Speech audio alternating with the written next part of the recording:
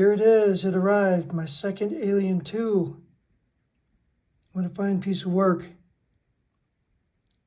I'll be taking a closer look at it here, but that is it.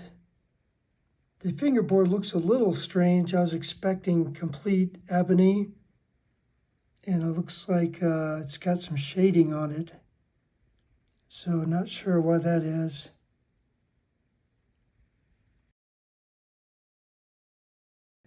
I wanted to show you about the tailpiece here. I have it apart because the screws were loose. I'll turn it over and show you what happened.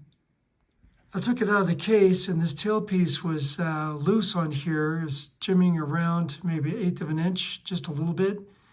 But these screws were loose, and it's not like the threads were tight. It was just the whole thing was wobbling.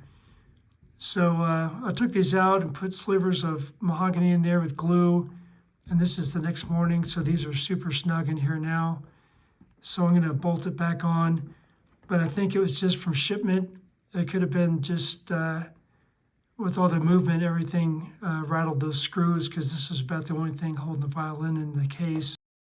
So here it is. This thing is really solid on here now. So that's all fixed.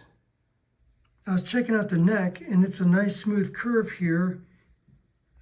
Better improvement over the first Alien 2 that I got.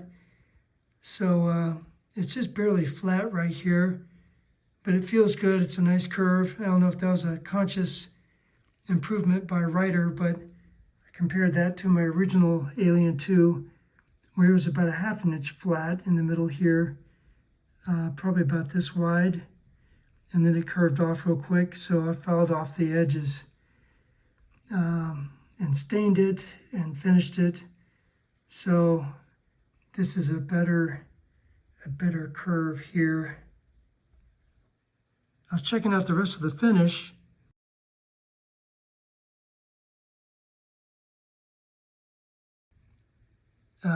Reiter was very meticulous about getting the action set on that. You can see my fingernail, like the height of the nut there. Like that is incredibly small, but he paid a lot of attention to getting this just right to where it's not too high and not too low. So the action is really great right there.